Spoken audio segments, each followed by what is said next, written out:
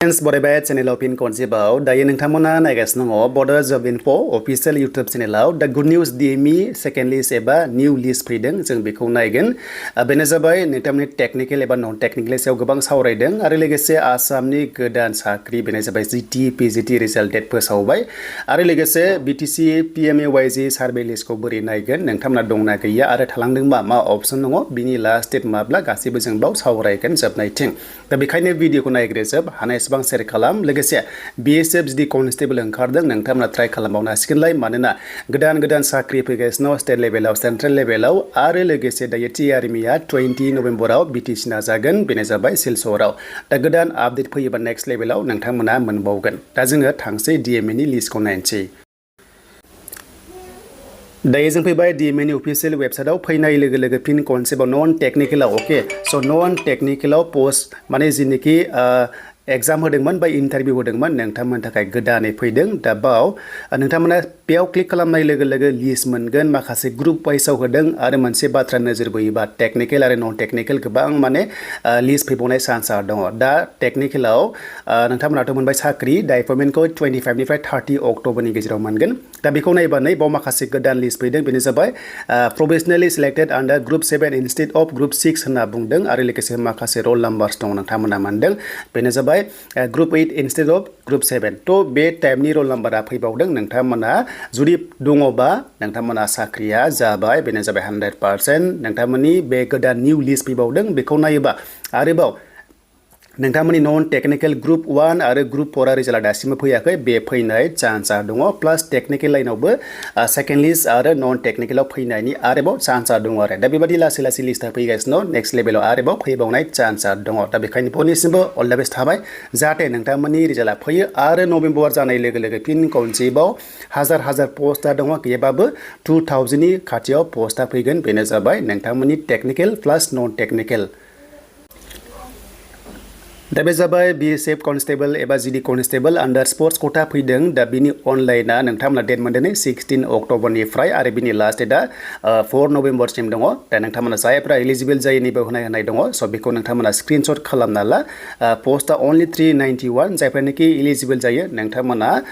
apply खालामनानै लाबानो जाबाय आरो नै बेवहाय दङ स्क्रिनशट दङ बेखौ नायबानो जाबाय आरो लोगोसे डिसक्रिपसनाव लिंकआ दङ नोंथांमोना डाइरेक्ट वेबसाइटआव फैनानै बेखौ नायनो हागोन आरो जास्ट नोंथांमोना स्क्रिनशट खालामना ला जायफ्रा इन्ट्रेस्टेड दङ माने स्पर्ट्स कोटाखौ खमा माने पस्ट खम फैयो आरो अके दा सेलारिया नै लेभेल 3 सिम दङ 21000 निफ्राय 69000 SSC SD जों सेमानो दङ बेखौ नोंथांमोना मिथिखाबाय दा बेखिनि आरो बैसोखौ नायोबा 18 निफ्राय 23 इयार्स दङ आरो एन्ड बेनिफ्राय मेट्रिक पास खालामनानै नोंथांमोना स्पर्ट्सनि माखासे सार्टिफिकेट थानांगोन बेखौबो नोंथांमोना स्क्रिनशट खालामनानै लानो हागोन नै देन बेनिफ्राय बेवहाय जुदि स्पर्ट्सनि गैयाबा नोंथांमोना माने जानाय नङा आरो बैसोआ जोंनि STआ 28 इयार्ससिम बे पस्टआव एलिजिबल जागोन अके माने 5 इयार्स जोंहा बारामोन नालाय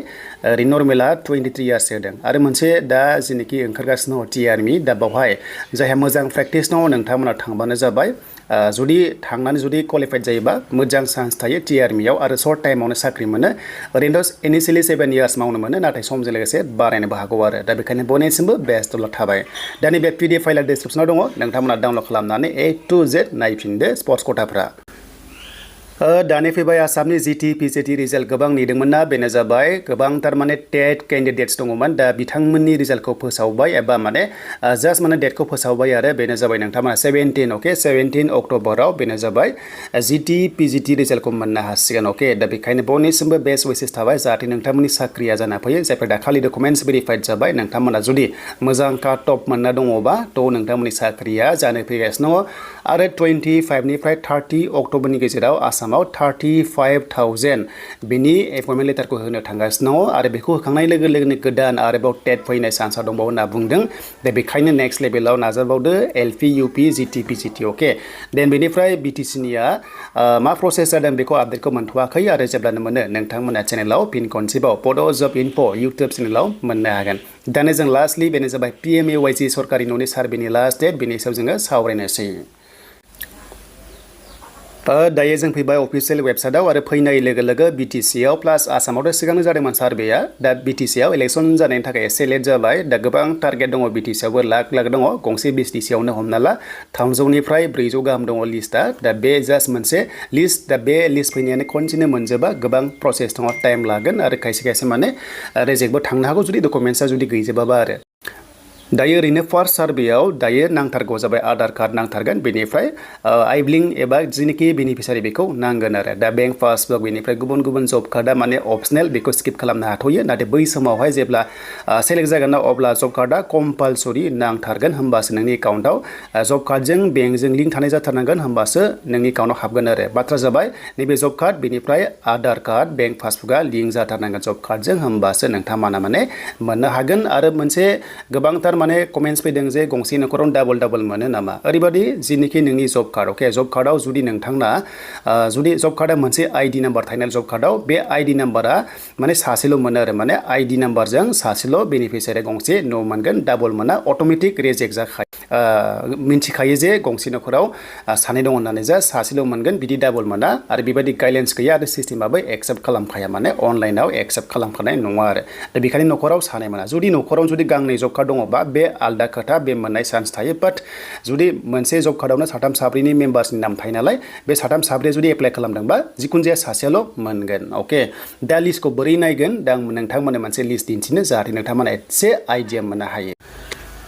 दा बे जाबाय लिस्ट बेनिफिसियारि लिस्ट दङ जेराव सिगांनि गभर्नमेन्टआव सार्भे खालामदोंमोन ना जिबिका साखिफोरा दा बे मथे लिस्टआ फैदों नाथाय मोनसे नोजोर हो जे गामिया एसे मिक्स आप जादों एबा हाबसनला हाबसनसि जादों नोंनि लिस्टआ गुबुननि गामियाव थाहैनो हागौ बेखायनो लिस्टखौ मोजाङै नायहोबानो जाबाय एबा नोंनि नामखौ मोजाङै खोन्थाना होबानो जाबाय जाहाथे दंना गैया बेखौ नायनो हागोन दा बे लिस्टखौ बबेयाव मोनगोन होनोब्ला बेनो जाबाय GRS थायो GPC थायो बा कम्पिउटार एसिस्टेन्ट एबा इन्जिनियार बयनावबो मोनगोन दायो बयखौबो सार्भेयाव लागायबाय आरो लोगोसे फोरोंगिरि टेट टिचारफोरखौबो बे सार्भेयाव लागायनाय जाबाय प्लास मण्डलफोरखौबो लागायदों SRLM-खौबो लागायदों आरो ब्लक स्टाफआथ' थाखाबायानोसै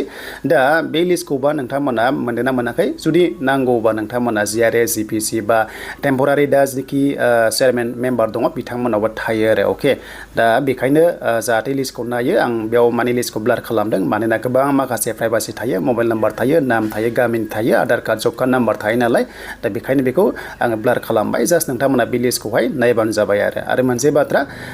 जिनोखि इलिजिबल बिथांमोननोसो फार्स्ट लिस्टआव होनाय जागोन माने जिनोखि न'खरा कन्डिशना गाज्रिथार एबा थानोनो गैला बिथांमोनखौ मोनसे स्पेशल प्रायरिटि लिस्ट खालामो होमबासो बिथांमोना फार्स्ट लिस्टआव फैयो आरो दासान्दि सार्भेयाथ' जागासिनो दङ दा ओरैनोथ' मोनसे टारगेट थायो ब्लक लेभेलाव बे टारगेट एबा डेडलाइन होनाय जायो आरो दा बेखौ गभर्नमेन्टआबो बुंदों जे माने 18 अक्ट'बर होननानै नाथाय आंनि नोजोराव जिनोखि लिस्ट फैदों गोबां दं नालाय आरो मोनसे लिस्ट सार्भे खालामनायावनो माने मोनसे न'खरावनो 18 अक्ट'बरखौ नेबाय थायोबा थ' हास्लाबनायबो नङा बादि मोनदों आङो माने गोबां टाइम लायो मोनसेयावनो 20-30 मिनिट्स गाहाम टाइम लायो प्लास न'खरा माने एसे गोजान जायो नागिरनायाव गोबां टाइम लायो बेखायनो सानसेयाव 30 एबा 25ल' हानायखौ नुगासिनो दङ दा जियानो जा जाहाथे बयबो सार्भेयाव थालाङा जुदि थालाङोबा नोंथांमोना जाहाथे कन्टेक्ट खालामो BDO सारजों बा PD सारजों बा GRS CPC-जों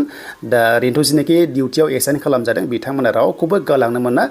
बयखौबो सार्भे खालामथारनांगौ आरो नङाबा रिपर्टआ माने प्रग्रेसखौ नायो नालाय माखासे रिभिउ जागोन नोंनि आइडिजों साबेसे सार्भे खालामो दा बेबायदि थायो आरो बेखायनो बयबो मोननाय चान्सआ दङ गासैखौबो नोंथांमोना कन्टेक्ट खालाम